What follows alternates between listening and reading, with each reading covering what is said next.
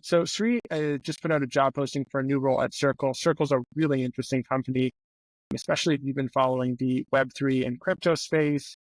So Sri, why don't you tell us a little bit about where you're working? What does the company do? And then I'd also love to hear a little bit about what role research plays on that team. Great question. So a little bit about Circle. Circle started in Circle Pay, like the traditional payments company, maybe about 11 years ago now, a little more than that. At about half midpoint, they made pivot towards stable coins. And if for the audience who don't know what stable coins are, think about it as cryptocurrency that is pegged to a stable value. In our case, it's dollar here in the US. And then we've also got something that's called EURC, which is a stable coin pegged to euro. And the idea is if you think about traditional finance or fiat currency on one end of the spectrum, and then Bitcoin on the other end of the spectrum, stable coins try to bridge the gap between traditional finance and the full-blown crypto. And the idea is, right, we are leveraging the efficiencies of blockchain. So think about things like cross-border payments, right? Today, if you want to send money to your loved ones who are across borders, you have to hit multiple banks, multiple payment processors, and so on and so forth. And what that essentially does is creates a lot of transactional fees, and the costs go up and so on and so forth. So the idea with stable coins is, right, it'll be much faster, much cheaper. So now coming back to how we think about stable coins or how we think about this space is essentially we believe that there are key players that we work with. One, developers who are building the applications on top of the stablecoin. So by the way, we are a B2B company, right? So we don't directly build applications for consumers. We are, working with intermediaries or businesses in between. So developers is a big focus of us. Then what we call distributors, right? Think about these as big market makers, OTC desks that distribute stable coins through their consumers. And Would then, that be like a Coinbase? That would be something that people would know. right, place where consumers can go and get USDC because they can't get it directly from us, right? Like a retail user. Then we've got, we think a lot about regulation, and, we think a lot about compliance because we believe that compliance is key to build trust, but also ensure that we are keeping bad actors out of the platform. So roughly, that kind of circle for you. Again, we are thinking pretty deeply and heavily about use cases for USDC and stablecoins, and working with a lot of partners to kind of bring that to the bear, if you will. It sounds like a really interesting setup because it sounds like a lot of the research, and you can correct me if I'm wrong, that you're doing. Not only do you have sort of these varied audiences that you're paying attention to, but insofar as you're doing research with, general consumers, the insights that you generate may not be actually consumed primarily by the team that you're working with, but maybe put for distribution to the partners of Circle that are actually building on top of the platform that you got. Is that correct? Yeah, the way we think about research is twofold, right? One, we need to be talking and engaging with our direct customers.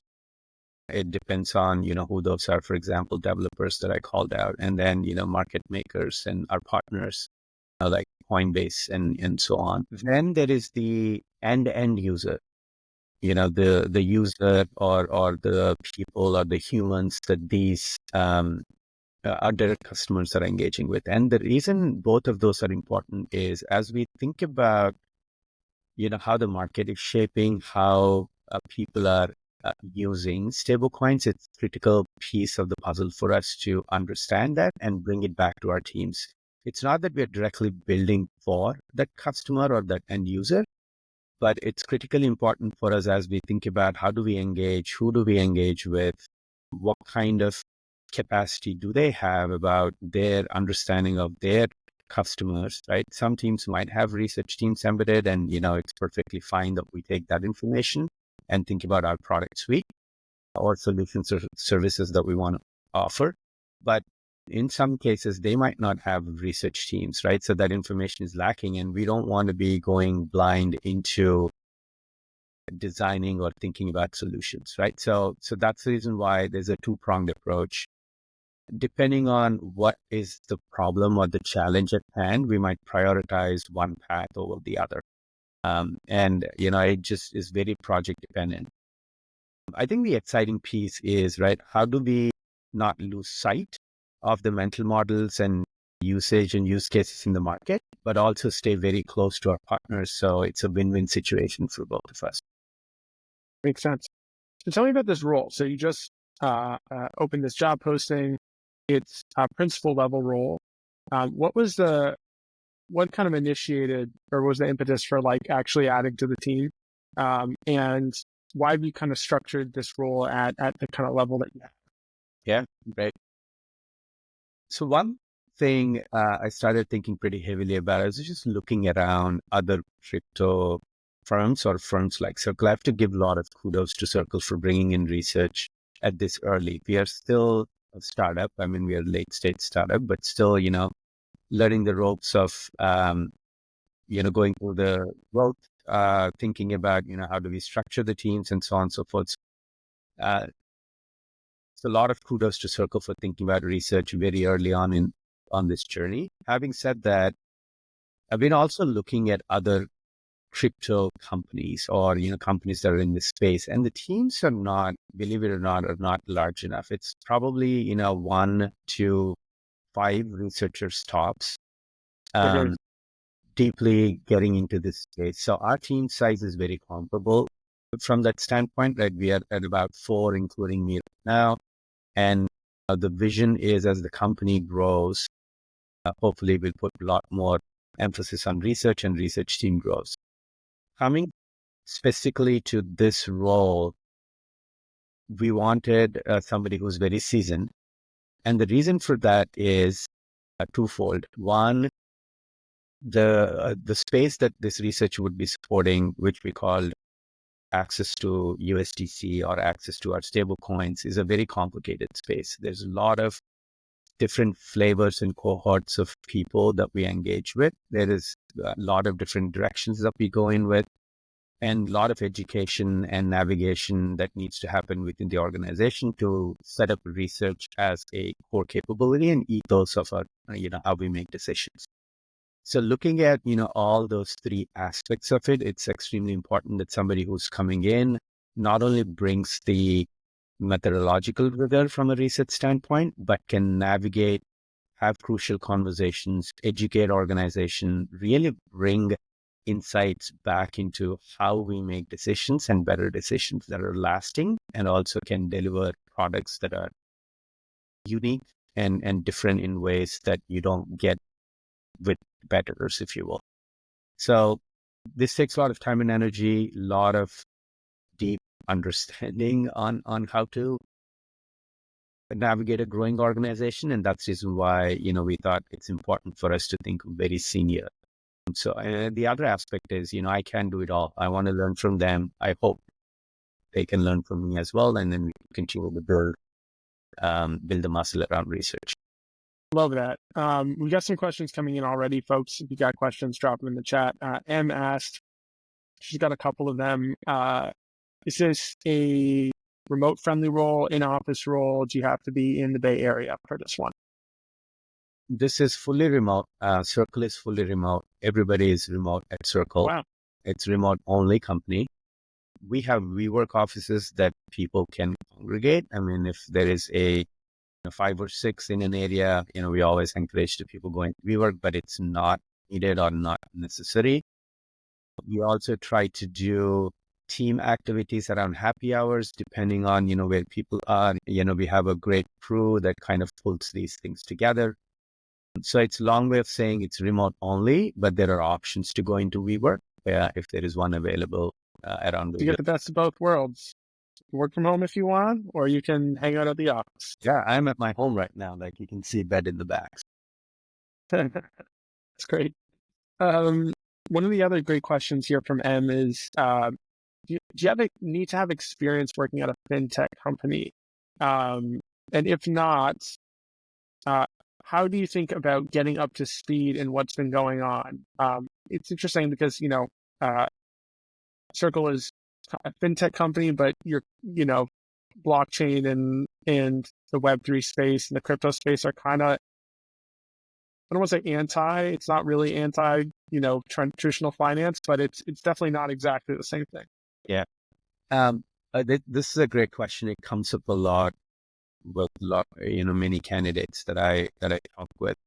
The way I've been thinking about it is there are two things that are critical for this role. One is the diversity in methodology, research methodology. And I believe that doesn't have to be domain specific. Methodology is methodology, framework is framework, right? So how you use it and apply it to this space is important. So there's a level of translation that needs to happen from, okay, I've used these 5-6 methods in context of, for example, in health tech, right? How do I take that and then bring it into the space that we're in? So that translation is important. And I think it's not that hard. I think there's the other piece, which is the domain knowledge of crypto or blockchain or fintech, or B2B, right? Because we are primarily a B2B company. I've seen it work for somebody who's got deep domain knowledge. They can quickly ramp up, but they also sometimes come in with, this is how it worked in other fintech companies, and maybe that's how it's going to work here, right? So they come in with preconceived notions a little bit, which then becomes a little bit of a, how do we undo that and start really thinking broadly? I've also seen people succeed. They come in with blank canvas. They don't have any B2B or a deep fintech knowledge. In those cases, the ramp is pretty steep. So you have to understand the space. There are a lot of white papers that you need to read. And then there is internal company L&D type courses that they have to take to understand how this space operates. There's jargon and so on and so forth. For me, I didn't come in with a lot of deep understanding of blockchain or crypto. I worked a little bit in tech. I came from, a family that was into banking. So I understood a little bit about, banking, just being around those conversations, but I could quickly ramp into it. So it's just a way of saying that methodological rigor is important, and translating it isn't somewhat of possible and easy, but having or not having deep crypto or fintech knowledge has both pros and cons that you have to kind of compensate depending on, which side you come from. Yeah, that makes sense. Speaking of the type of role that it is, I've got a question here. Can you talk a bit about the team structure and like how projects happen essentially? Are you embedded? Are you kind of like a centralized research team? And, how do, I guess, projects materialize within the research function? So the role is embedded. We have roughly 3 pillars that are aligned to 3 different product pillars that we are trying to expand into. This one is specifically, we are trying to align with our distribution/liquidity/growth type of efforts that we are taking on USDC. The goal here is, the reason for being embedded is that way you are working with PMs, PMMs, design, right, that are directly influencing the outcomes of the products, and research is part of that. The team or part that is directly contributing to how decisions are being made. And one way that we make decisions is there is planning, like any other company. There is, OKRs that we come up with, and we are very early stages, but the hope and the goal and the North Star for us is research is deeply contributing to how we define those KRs and what eventually becomes a roadmap, both from a product standpoint, but also from a research standpoint. And I want it to be both tops down and bottoms up. When we get to those roadmaps, there's always going to be things that leadership wants to accomplish and do, right? Understanding what those are and what the vision is, but also bringing in on the ground research, conversations within the team, and bringing it bubbling up to the top and say, hey, here are the top questions that we could be tackling for this quarter or this half. And then finding the right balance between those two so we can get to execute it accordingly. It's great. Love the questions, folks. Keep them coming. What are some of the most successful kind of like projects or collaborations that you've kind of done? Presumably to like keep opening up these roles, you've got to have some wins under your belt to kind of build up the political capital to do that. Can you talk about what some of those things look like? Yeah. When I first joined about 2 years ago, we had a choice to make, right? We could spend a lot of time doing evaluative research, and the idea is, right, we have already a few products in motion, right? We can take those and see how well they meet the mental models of users, or could be thinking about, big, deep foundational work. I think about these as like known unknowns or unknown unknowns, like, finding things that we want to go after. We made a deliberate choice to spend time on foundational generative work and then bring on tools and capabilities around evaluative research that PMs and designers can actually run studies on. Like, for example, Maze type tools, or Userlytics is another one. Dovetail is another one that we extensively use for repository, where PMs can go in and ask a bunch of things based on the research that we've done and take those and incorporate it into planning. So that's kind of how we approach it today. A lot of equity is being built by, here are some big rocks. Here's what it means for us moving forward.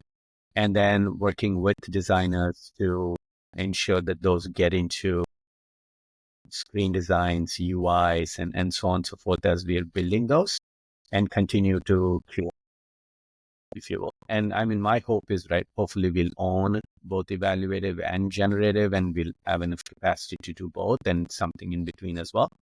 But right now, given, where the team size and what we want to do, a lot more foundational work and generative work.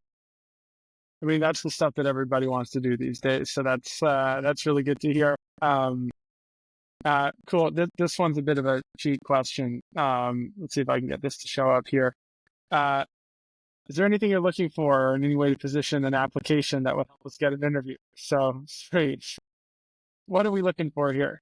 I mean, I'll be very honest with everyone, right? We get a lot of applications, and there's a process that we go to. And the process is, I work very closely with a recruiting partner, and then this is what they do day in, day out, right? All the resumes coming in, they're looking at deeply around the experience that they have, what they've done, the kind of expertise that we are looking for, both from tenure, but also like the thinking, thought process, and the methodological breadth and so on, right? There's not a short answer to say that, hey, you need to have 1, 2, and 3, and that's a great resume or an application. It just comes down to the type of challenges that somebody has tackled, the outcomes that they've driven. I'm a big proponent of ensuring that research is not done just because we like to do research. I think it has to really bring in net new value to the organization. And the value is either enhancing the decision making, challenging or questioning some of the preconceived notions that we already have. And in some instances, maybe pausing or killing products because they just don't make sense to the audience that we try to serve or provide value to. So those are the things that I'm looking for and our recruiting team is looking for.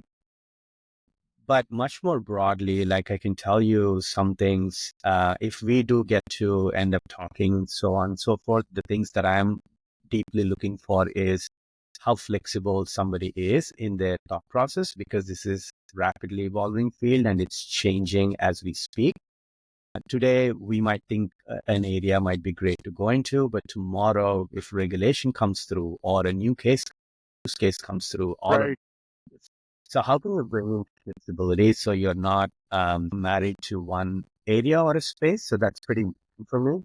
The other one is really navigating organizations that are in early stage, which means that, you need speed, but you also need rigor or quality in how you execute, and then open to being very collaborative and bringing organization along, because the best way for anybody to learn how research operates is bring them along, right?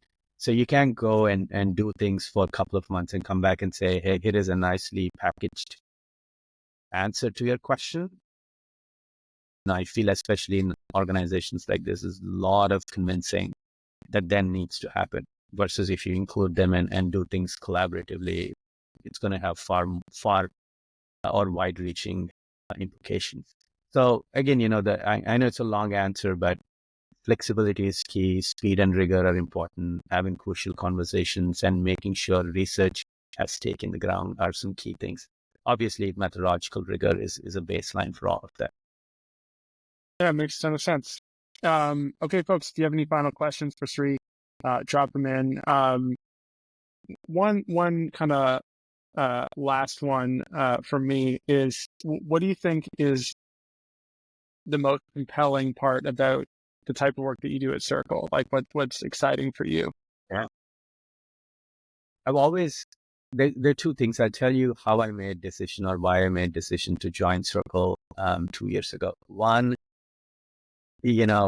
I was at Meta at the time and doing a whole bunch of things around small, medium businesses and creators. But one thing that I got exposed to is Novi. I don't know how many knew Novi, but Facebook invested a lot of time and energy into building a P2P blockchain-based application. I mean, obviously it didn't pan out for them, but having seen that, it opened up an aperture for me that I didn't have before. We were creating experiences, or in some instances, great experiences on kind of old rails, if you will, traditional banking rails that are still inefficient and so on. And that could only get us so far on the payment side. I was on the payment side at the time.